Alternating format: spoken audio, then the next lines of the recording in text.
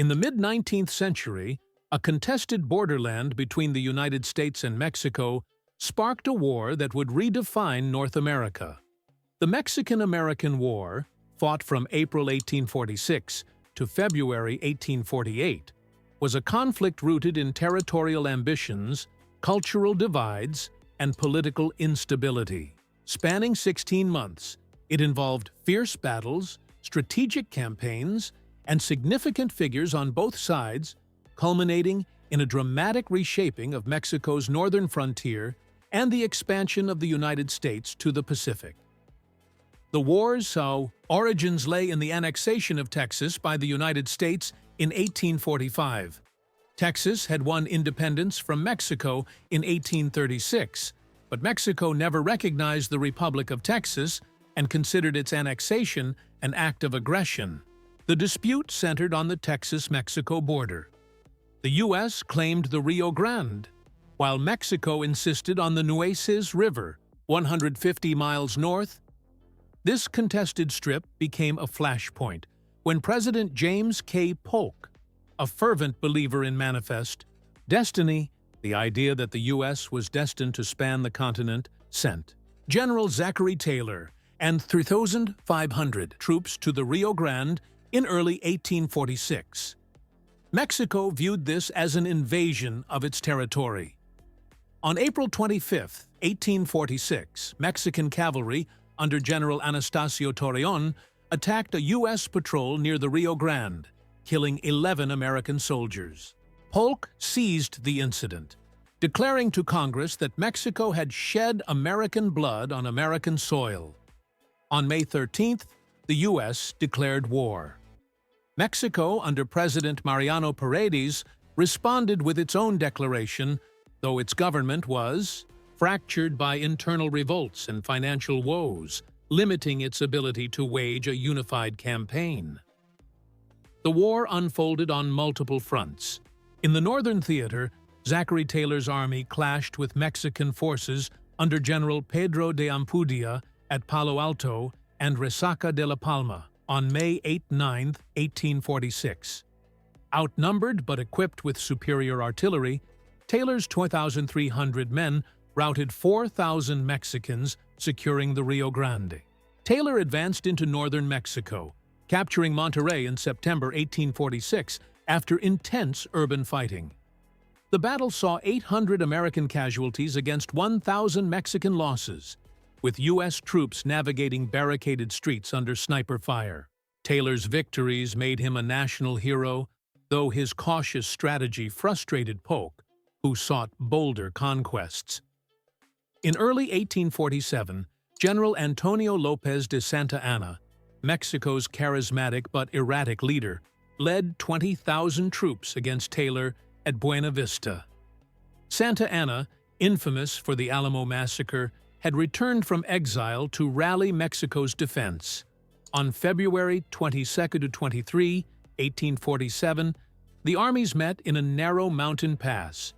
Taylor's 4,800 men, mostly volunteers, faced relentless assaults.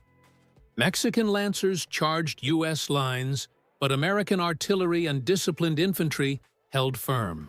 After 2 days, Santa Anna withdrew, leaving 1,500 Mexican dead to Taylor's 700 losses. Buena Vista was a decisive U.S. victory, though Santa Anna's retreat preserved his army for later battles.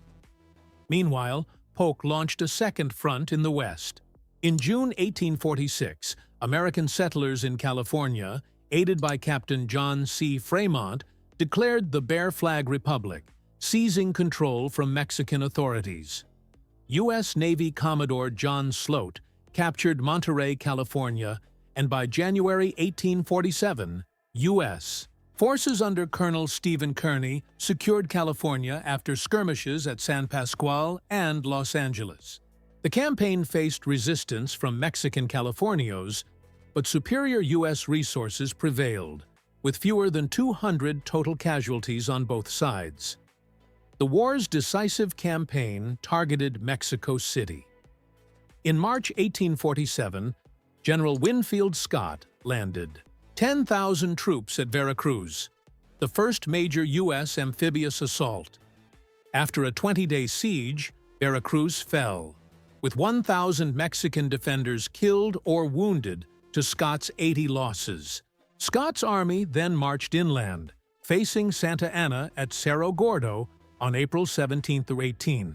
Using a flanking maneuver through rugged terrain, Scott's 8,500 men dislodged 12,000 Mexicans from fortified heights, killing or capturing 3,000 at a cost of 400 U.S. casualties. The victory opened the road to Mexico's capital. Santa Anna regrouped at Contreras and Churubusco in August 1847, where 7,000 Mexicans faced Scott's advancing force. Fierce fighting, including hand-to-hand combat by Mexican deserters from the San Patricio Battalion, Irish immigrants who switched sides, resulted in 1,300 Mexican deaths and 700 U.S. casualties. The San Patricios, captured after the battle, were executed for treason, a grim footnote to the war's cultural tensions. The final assault came at Chapultepec Castle, guarding Mexico City's western approach, on September 12–13, 1847. Scott's 7,200 troops stormed the fortified hill, defended by 800 Mexican soldiers, including teenage cadets known as Los Niños Héroes. The cadets fought to the death, with one, Juan Escutia, reportedly wrapping himself in the Mexican flag and leaping from the ramparts to deny it to the enemy. The U.S. lost 900 men, Mexico won 800, but Chapultepec fell, and Mexico City surrendered on September 14th.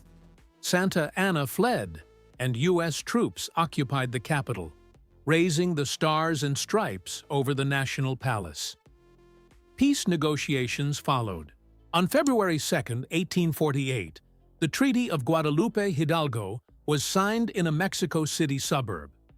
Mexico ceded 55% of its territory, 525,000 square miles, including present-day California, Nevada, Utah, and parts of Arizona, New Mexico, Colorado, and Wyoming, for $15 million and the assumption of $325 million in Mexican debts.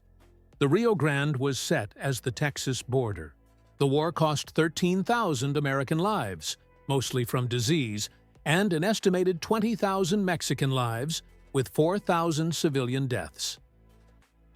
Key figures shaped the war's course. Polk's expansionist vision drove U.S. strategy, though his micromanaging strained relations with Taylor and Scott. Taylor, a blunt soldier, and Scott, a meticulous tactician, proved formidable commanders. Santa Anna, despite defeats, rallied.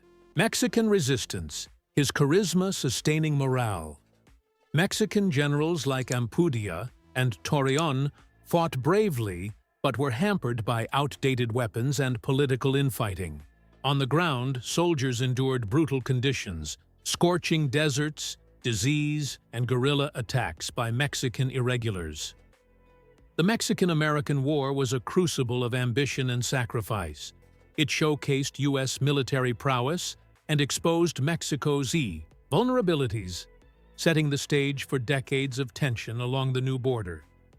The battles of Palo Alto, Buena Vista, Veracruz, and Chapultepec, fought across deserts, mountains, and cities, revealed the human cost of territorial conquest and the resilience of those who defended their homeland.